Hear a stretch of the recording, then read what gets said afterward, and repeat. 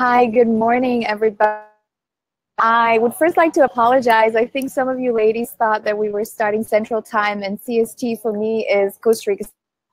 And if you are joining in or just listening in or by perchance watching this video, welcome.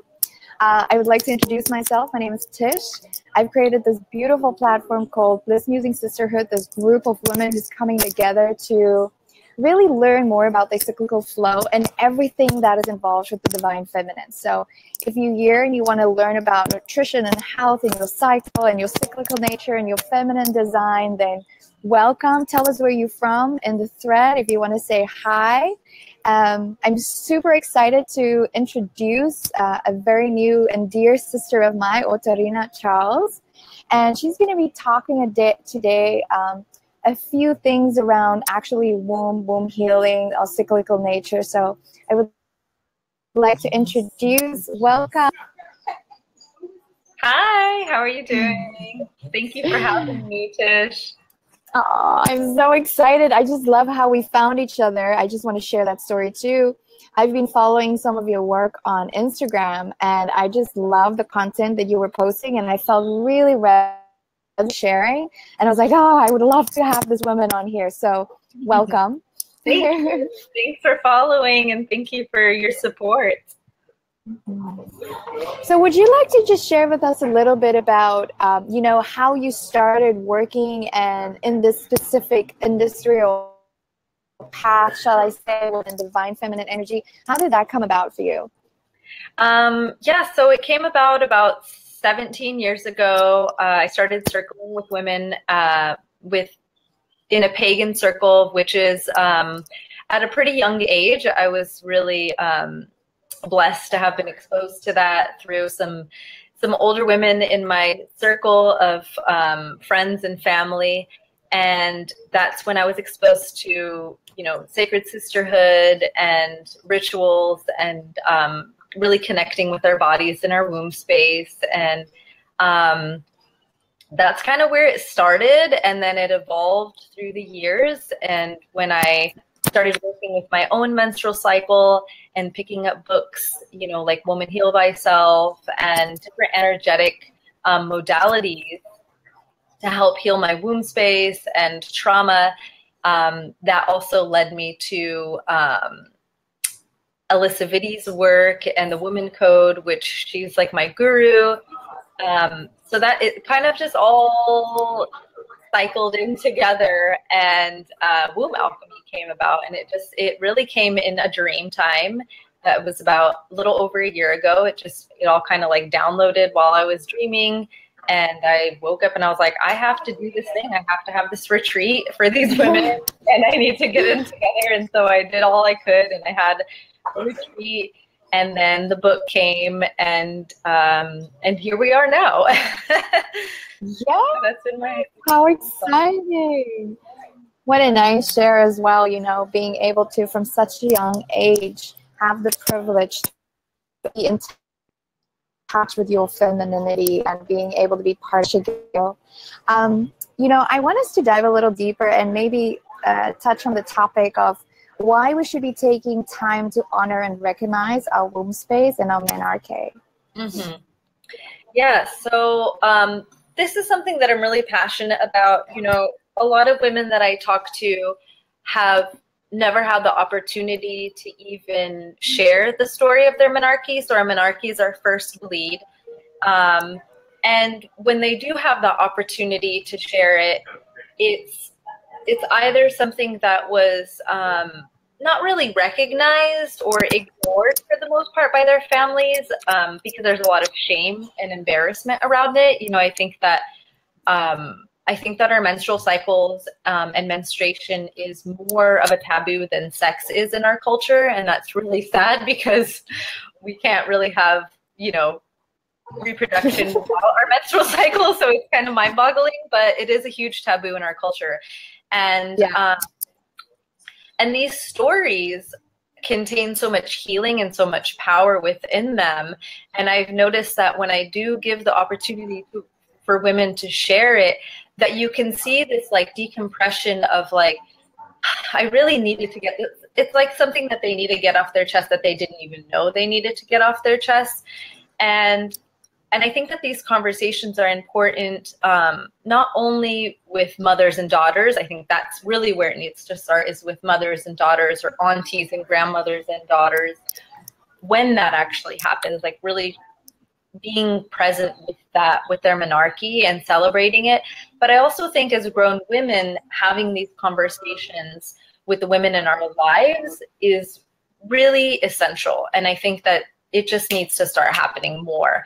And, you know, that doesn't mean that you just casually ask your friend that you've never talked to about menstruation before while you're out, you know, at like, in, you know, a community event or something, but really creating a safe space, so inviting sisters over to your house for tea, and then casually bringing it up and saying, like, this is what this is my intention for us. Like, I really want to, you know, I'm creating this safe space, this sacred space, and I want us to be able to share this.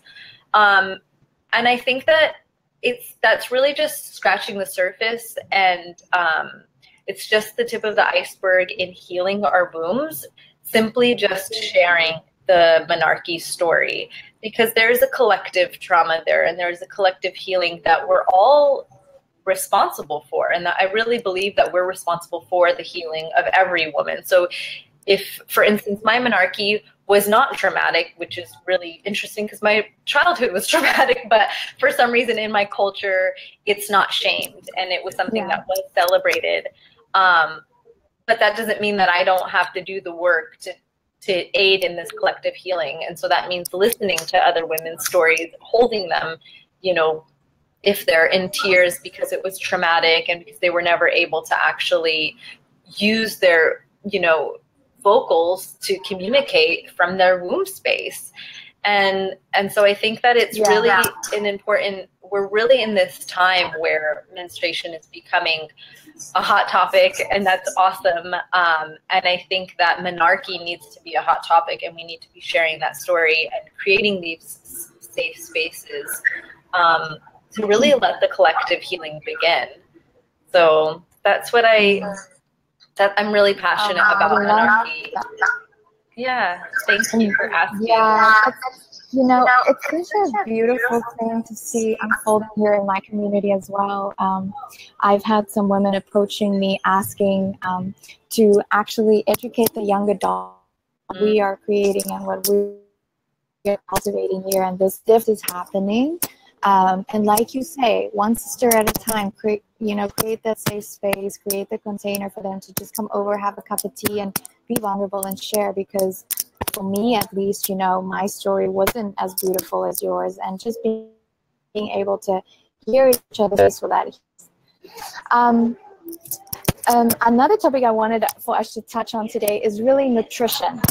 You know, what foods, and also what to take into our daily lives. Maybe we can talk a little bit about that. Sure. So there's a lot that's been written on nutrition and supporting our menstrual cycles. I love Alyssa Witty's book, Woman Code. I talk about nutrition in Womb Alchemy, and I do also touch on Ayurveda in Womb Alchemy. I don't directly speak about it, but there is the foods that are offered, and the nutrition is definitely Ayurvedic based, and also the herbs as well. And so nutrition is important. There's also another aspect of nutrition, which I think sometimes gets overlooked. And this is where it gets a little bit tricky for women especially. So most women are familiar with what phytoestrogens are. These are naturally occurring estrogen mimicking chemicals that are found in plant-based foods such as soybeans. Tea tree has it, lavender has it, which is also why pregnant women should stay away from certain essential oils depending on which trimester they're in. But there's also something called xenoestrogens, and these are synthetic or natural chemical compounds, and these are found also in foods and drinks and all kinds of things. And unfortunately, even if your foods say they're organic and that they're natural, they can still have these chemicals in them simply because it's in the plastic containers, or you know, and especially if you're not buying organic foods, it's in the drugs that they're, you know, in the hormones, the growth hormones they're giving to livestock, which is ending up in the meat and then also leaching into their milk. And it's in pesticides. So if you're not buying organic, and I will always stress organic over conventional, always. So, you know, there's pesticides like Zeranol, which is, well, actually Zeranol is an anabolic growth promoter in livestock, so in sheep and cows. And there's pesticides in the U.S. that has xenoestrogens in it, that is the most widely used pesticide in the world. And unfortunately, there have been tests done actually here at University of Texas where they purchased 450 plastic containers that were primarily food containers from places that ranged from Walmart to Whole Foods. So some of these foods said they were organic and they were certified organic, but they were in these plastic containers, and they tested them for xenoestrogen, for this chemical leaching into the product that it was containing. And 70% of the containers were leaching this chemical. And this was, I know, it's so scary. And this was before they put the containers through real life circumstances. So then after they did that test, they then exposed them to sunlight, dishwashing, and microwaving, which people still microwave things in plastic. This is like a realistic test. And after they did that, it was 95%. So the scary part about this is that all of these containers were BPA free. Wow. So the moral of the story is, BPA is not the only scary plastic out there, you guys. This is not the only plastic that contains, estrogens. I can leave a link to a website that I love that breaks down xenoestrogens and where that it's found. And there are safe plastics. There are plastics that don't contain xenoestrogens. But you really have to look at the bottom of your containers, and there's that little triangle, and there'll be a number and some letters, and that'll tell you, once you're empowered and you can say, oh, I know that this plastic is not safe and this plastic is safe. So if you have to purchase plastic.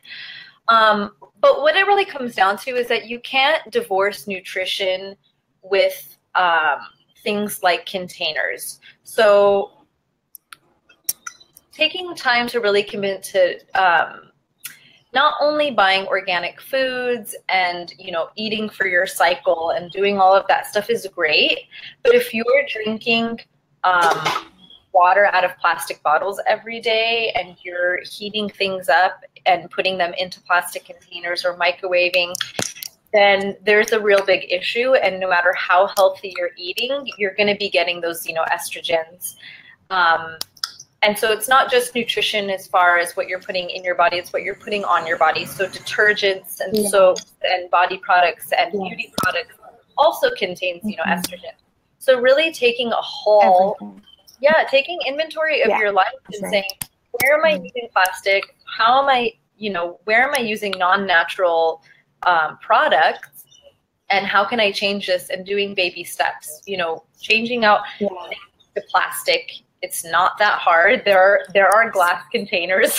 Were you going to say something? Yes, for sure.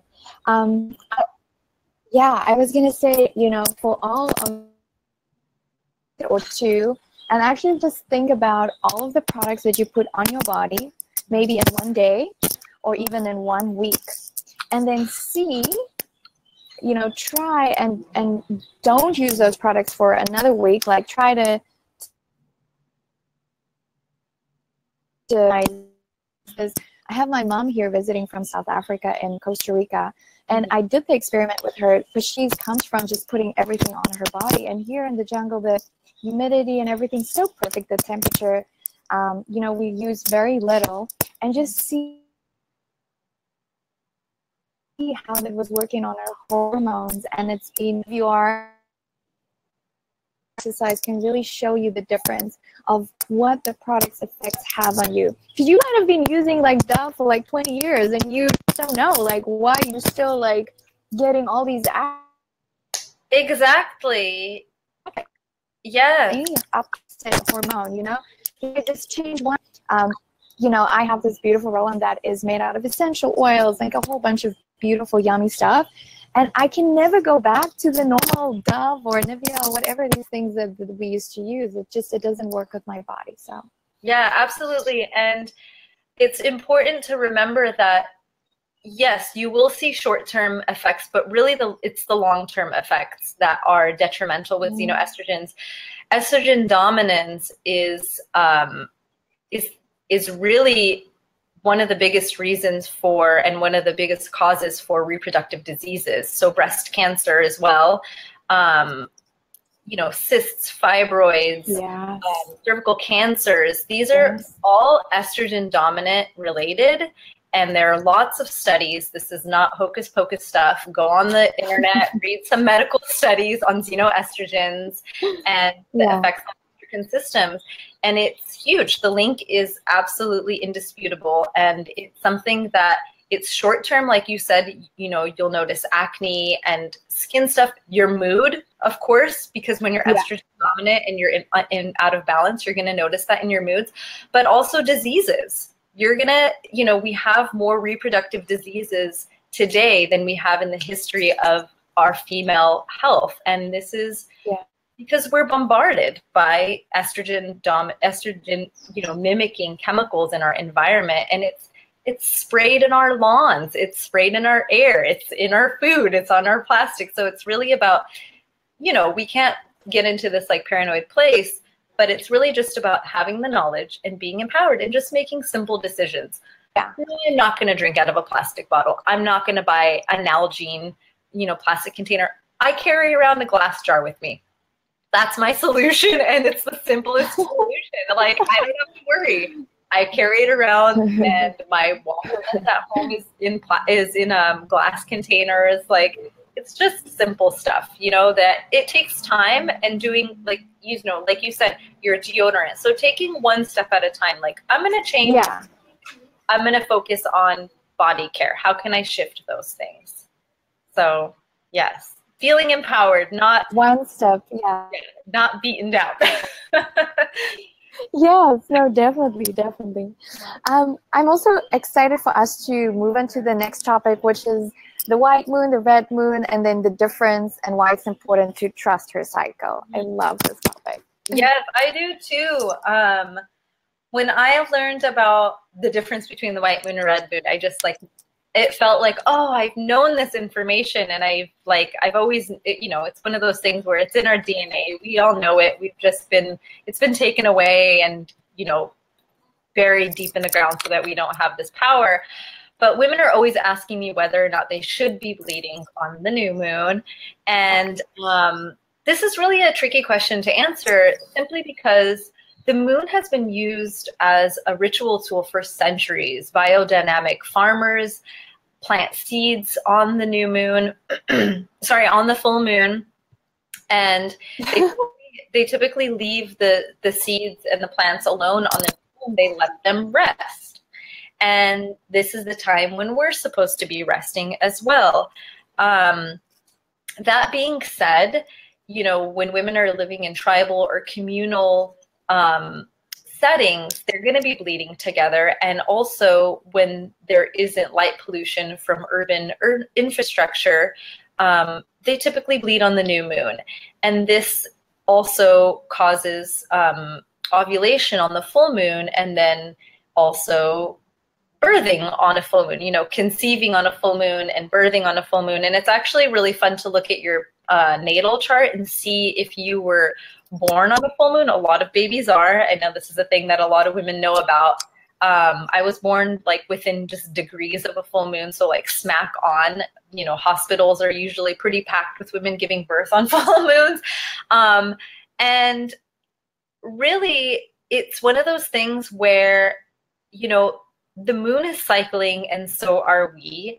And there's not really a right time or a wrong time to be bleeding. Now, that being said, if you do notice that you bleed typically on a new moon, this is said to be, you know, for a woman that is planning on or is thinking about conceiving at some point, maybe not right now, but this is on your radar. You want to have children one day, you know, you've got that vision in your head. And so you're having that new moon bleed and that full moon ovulation.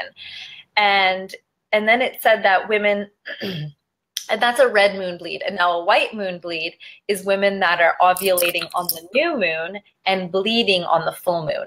Now, personally, for me, I know that my full moon bleeds are a lot heavier and a little bit harder than a new moon bleed. I don't know what really why that is, but I think just because the full moon already has a lot of like energetic power that's going on.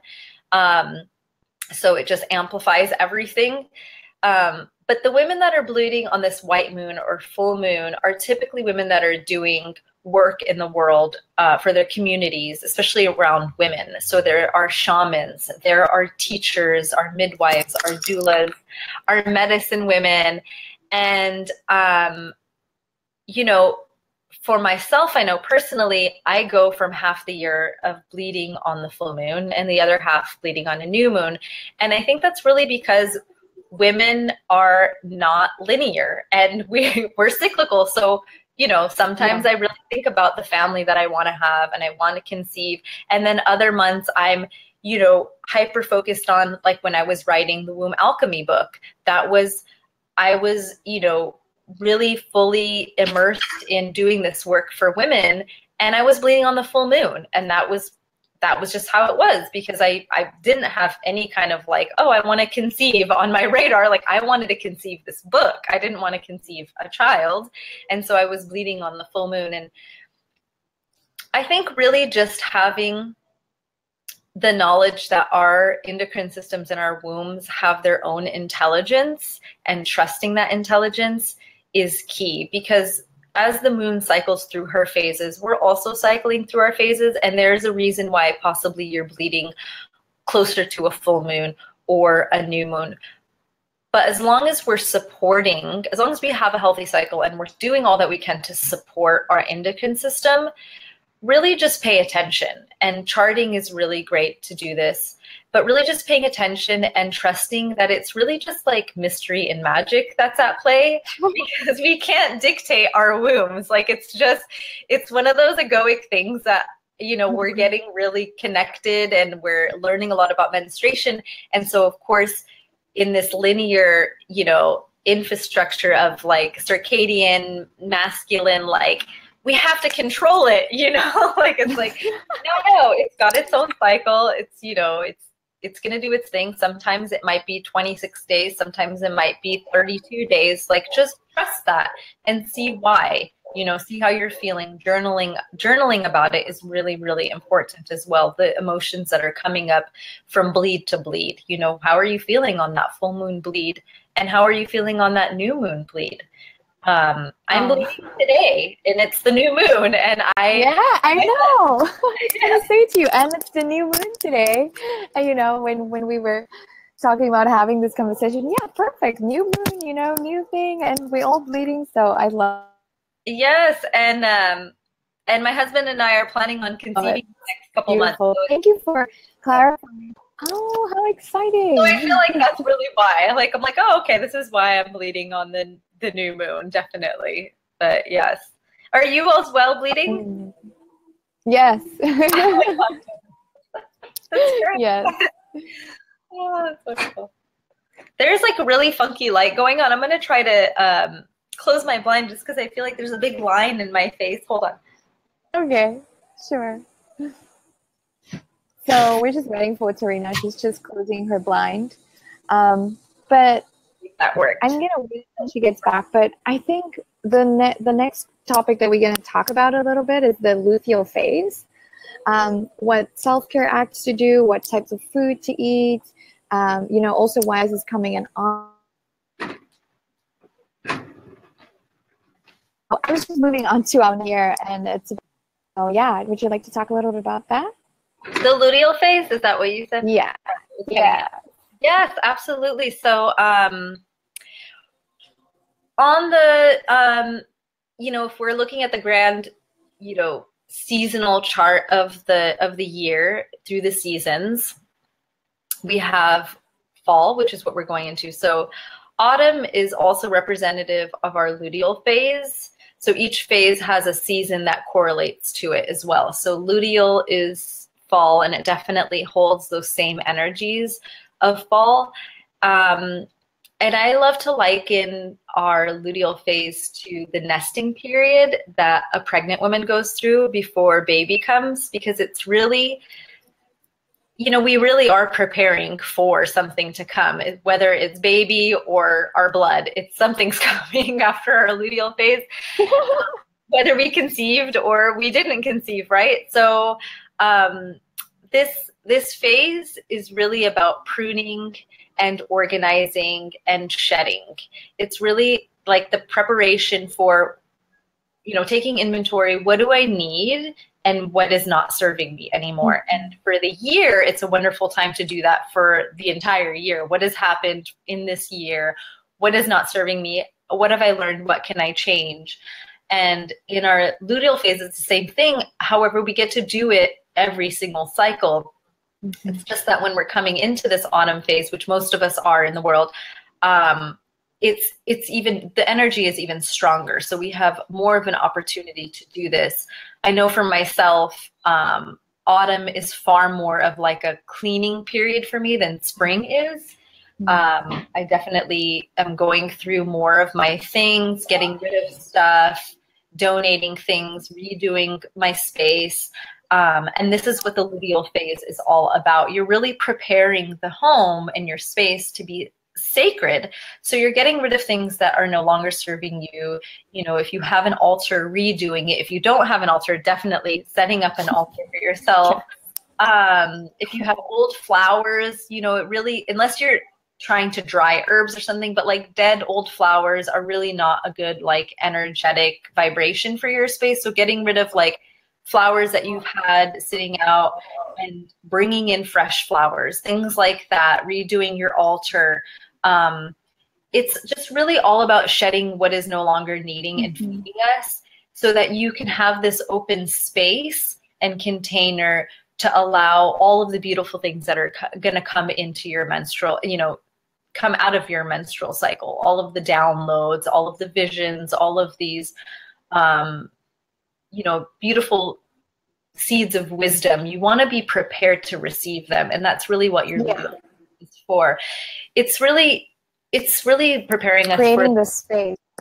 Yeah, for the winter slumber. We're really going to go into this hibernation period, and whether that's winter, which we are going to be going into pretty soon here, or it's our our menstruation, which should be a hibernation as well. That's definitely something where you should be shutting in and creating space for that to be supportive. So even, preparing some tea blends or some soups that you can have while you're menstruating, things like that, so that you're not doing all of this work while you're menstruating. The luteal phase is really a preparation. Yeah. It's one of, they're all my favorite phase. I can't say I don't have a favorite phase, but it's definitely one that I feel very connected to, because autumn is my favorite time of year. It's my favorite season, and that luteal phase definitely has that energy every month that it comes around. I feel that shedding. I love like going through my stuff and getting rid of stuff. It's like one of my favorite things to do in life. It's just like cleaning, pruning back, like not holding on to things. So. Yeah, it's so freeing, and it creates that space. But I also just want to share to also be super mindful about your things, like if you move into the luteal phase, for me at least, that's the time when, I could feel a little bit of mind and body tension. A little bit of mood swings, noticing when these things come up, and then create a practice or a workout schedule that facilitates you moving from this end phase where you're creating space to receive the downloads, because in this phase we are being able to things that have taken place in the month, and we can really pull what we've learned from this last 3 phases into this new menstrual phase. So just being super aware of, from the workout to every single little part that it is. Awesome. Beautiful. Yeah, so next up we have the sacred or the divine. So slowly changing the and feeling empowered to sit up the space to say no when needed. And this is a big one because I feel like for me, it took me many years to get where I am now. I come from super masculine background. I used to work in corporate. I things, you know, remembrance as I started doing this for myself. So very important. Let's hear what you got to say about this. Yes. So I think I got the sacred no from my dear friend. Well, she's more than a friend, but Annie. She does the sacred living movement, and I think that's where I got the sacred no from. And I love that just the word sacred in front of it just makes it so much better. Yeah. But you know, like, so you're an entrepreneur, and this is, you've worked towards that, and that's been, you know, that's not an easy thing to do, and it definitely takes a lot of commitment and work. But once you're there, it's far easier to have this this time to carve out in your schedule, especially if you're charting your cycle, to know, okay, on September 22nd, I'm going to be bleeding. So I'm not going to plan anything that I don't want to have to leave my house, basically. You know, like, I want to just be, you know, be able to do whatever I want to do, but not have any kind of, you know, nothing too physical, nothing too demanding. And for a lot of women, they don't have that. They don't have, you know, possibly they're not working for themselves, or they are working for themselves, but they don't even know that they need to be taking time off while they're bleeding. Yeah. And sometimes it feels impossible to say no to a request, especially from an employer. And I found that over the years, the best way to handle this is to really just be upfront and start the conversation early. So whether it's with your boss, with a partner, with family members or friends, even friends that, you know, want to have those long talks while you're bleeding or need something from you or things like that, you know, having that discussion and just communicating that these are your needs while you're menstruating is really important. And it's such a simple thing to do. And it sounds simple, but it can be really hard because we feel guilty and we feel like we need to, you know, be strong and muscle through things. Yeah. It's a sign of weakness if we, you know, and it's not that we can't do things, it's that we're choosing not to because we know that it's supportive to our menstrual health to not do a lot while we're bleeding. And, you know, for years I muscled through my period, and I'm not going to lie and say that it's easy to tell a prospective employer that you need 1 to 3 days off every month. And, you know, that's not an easy thing to do, but it's just starting the conversation and planting seeds is where this entire thing is going to shift. You know, menstrual leave is not a foreign thing. It's not something that is made up. In India, they're, you know, working hard to make that possible for women to have menstrual leave. And in countries like Japan and South Korea and Indonesia, they already have menstrual leave. Yeah. In South Korea, if you don't take your menstrual leave, if you decide that you're going to stay and work while you're bleeding, you get paid more while you're bleeding. I mean, I'm just saying, What is wrong with that? like, where are we at in the Western world? Like, it's just crazy that this isn't a thing. And so I think that just, you know, like I said before, menstruation and our periods are a hot topic now. And I know in my heart of hearts that this is just going to keep evolving, just like the feminine movement, just like anything. It just keeps evolving. And I think that, you know, soon menstrual leave is going to be, and I'm hoping that's going to be the hot topic word. And that's going to be something that we're going to be fighting for. Yes, we need equal pay. We also need menstrual leave because the diseases that are coming about in women are 100% related to our lifestyle and our food choices and the amount of work that we do and how we don't stop and rest. And so this really ties into that sacred no and saying, you know, these are the days that I need off.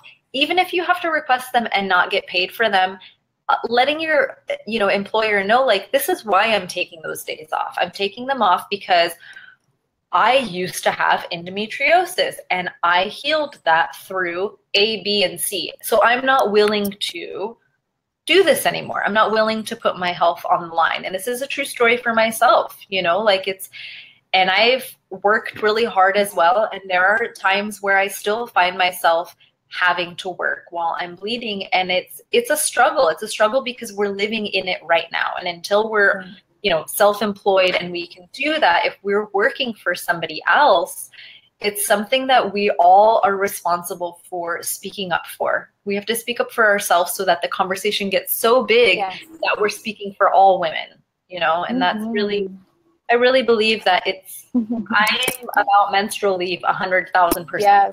My goal Let's do it. Let's get it. Let's make it happen. Yeah. Oh, that's amazing. Oh, well, for me, it's just coming together in this group and sharing this knowledge, and for other women to also, I just had Elena, like just supporting each other, encouraging each other, and other women to do the same, to really just come and speak from the heart and open up. There's nothing to be ashamed around this. There's nothing to feel that you are not strong enough, you know, seeing yourself as weaker, because that's what I had so much shame around it, and like, you know, always wanting to be on top and, you know, the best possible leader that I could be, and that would show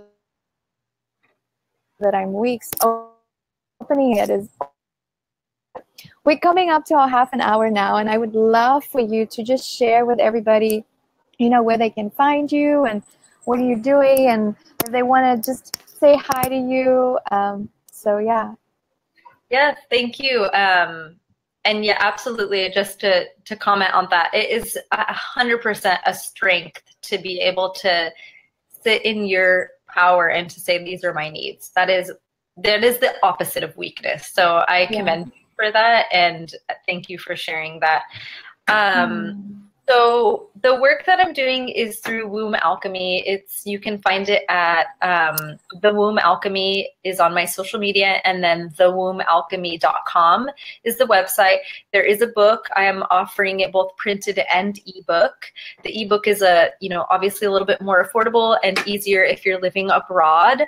And the book covers the different phases of our menstrual cycle and gives you, glimpses into rituals, self-care, and nutrition within those phases of our cycle. And I just want to give women, the takeaway I really want women to, because I know that there was a lot of information and some of it is a little bit daunting and, can feel defeating. But really what this is about is I want to emphasize the importance of rest during our menstruation.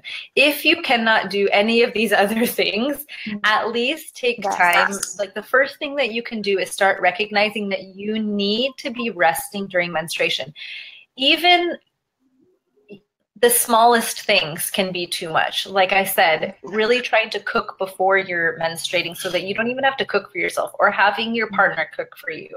These small things, even yoga that can seem like it would be beneficial and that is beneficial while you're not menstruating can be detrimental. And that sounds like, scary, but there are things like inversions that can cause, really terrible things. And so looking into there's Luna yoga, which is safe while you're menstruating. There are things that you can do, but recognizing that we're on this infradian cycle, this rhythm that is connected to the moon, and then we're not on this 24-hour cycle only. We're not like men. So recognizing that there is times of the month where we need to slow down, and that's not because we're weak. It's because we need to stay in balance, because if we don't, there are a myriad of issues that can come about, not just physically, but also emotionally and mentally. Really following your phases and your cycle and understanding what is beneficial to do in those times, where your potent energy lies, will help you in so many ways that you can't even imagine. So slowing down. This is my takeaway. Slowing down and recognizing that you know, Eckhart Tolle, this is the last thing I'll say, it's Eckhart Tolle in The Power of Now talks about how women that are menstruating have a higher potential of, you know, connecting to higher consciousness and enlightenment and even reaching enlightenment.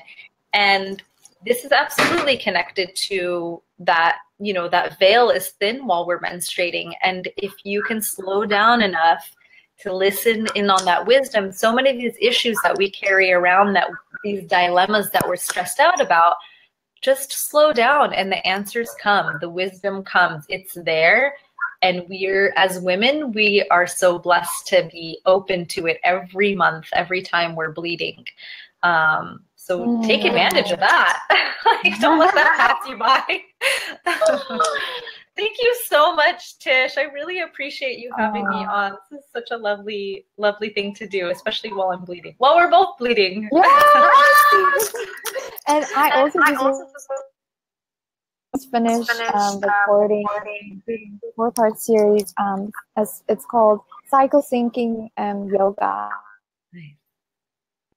And it's every phase. And I've created the asana practice specifically focusing on a specific area. So I'm really excited to launch that. We'll be coming to talk about that and making sure that women are aware that even something as light as yoga could potentially, you know, have you have even more painful and bleed care of your physical body and the luteal phase. And this is what I focused on. I was like, okay, well, if I prepare the women for this phase, then this phase is going to be easier. So amazing. I love this work. I love everything about it.